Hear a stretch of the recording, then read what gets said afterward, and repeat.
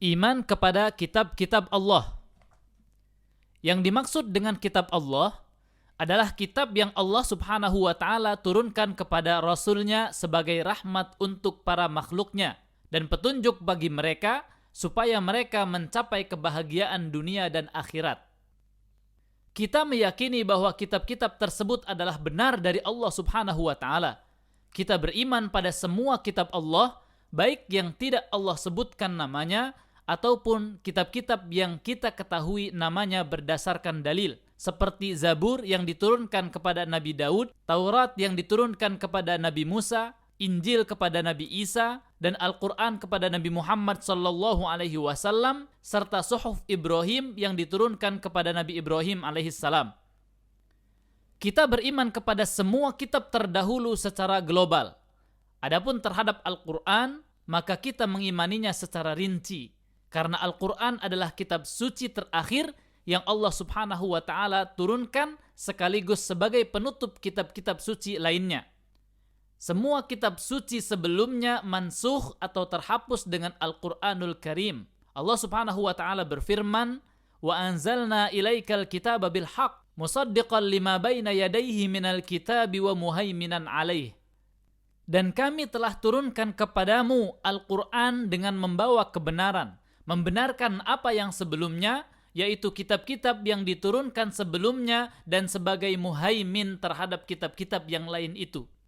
Syekh Muhammad bin Shalih Al-Utsaimin menjelaskan bahwa maksud muhaiminan alaih adalah Al-Quran sebagai hakim yang memutuskan benar atau tidaknya apa yang terdapat dalam kitab-kitab terdahulu. Ini menunjukkan bahwasanya Al-Quran adalah penghapus apa yang terdapat pada kitab-kitab sebelumnya. Oleh karena itu, tidak diperbolehkan mengamalkan hukum apapun dari hukum-hukum kitab terdahulu kecuali yang dibenarkan dan diakui oleh Al-Quranul Karim. Allah Subhanahu wa ta'ala telah menjamin keaslian Al-Quran.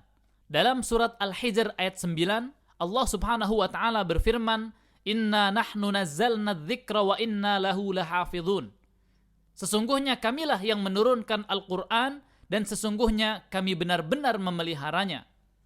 Allah Subhanahu wa ta'ala menjaga Al-Quranul Karim. Allah Subhanahu wa ta'ala berfirman, "La ya'tihil batilu min baini yadayhi wa la min khalfihi tanzilum min hakimin hamid."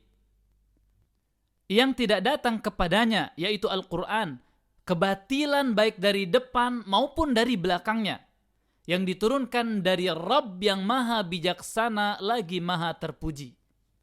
Allah Subhanahu wa ta'ala menjadikan Al-Quran sebagai nasihat, obat bagi penyakit yang ada dalam hati manusia, petunjuk dan rahmat bagi orang-orang yang beriman. Sebagaimana firman Allah Subhanahu wa ta'ala, "Ya ayyuhan nas, qad ja'atkum mau'izatum min rabbikum wa shifaa'un lima fis sudur wa hudaw wa rahmatul lil mu'minin." Hai manusia, sesungguhnya telah datang kepadamu pelajaran dari Rabbmu dan penyembuh bagi penyakit-penyakit yang berada dalam dada, dan petunjuk serta rahmat bagi orang-orang yang beriman. Abdullah bin Abbas radhiyallahu anhu mengatakan, "Dhaminallahu liman ittaba'al Qur'an alla yadilla fid dunya wa la yashqa fil akhirah." Thumma tala, "Faman ittaba'a hudaya fala yadillu wa la yashqa." Allah Subhanahu wa ta'ala telah menjamin siapa saja yang mengikuti Al-Quran, dia tidak akan tersesat di dunia dan tidak akan celaka atau sengsara di akhirat. Kemudian membaca firman Allah Subhanahu wa ta'ala, "Barang siapa yang mengikuti petunjukku, maka dia tidak tersesat dan tidak akan sengsara." Buah dari keimanan pada kitab-kitab Allah. Pertama, bahwasanya Allah menurunkan kitabnya kepada Rasul, menunjukkan rahmat dan kasih sayang Allah kepada para hambanya. Allah Subhanahu wa ta'ala tidak membiarkan hambanya begitu saja.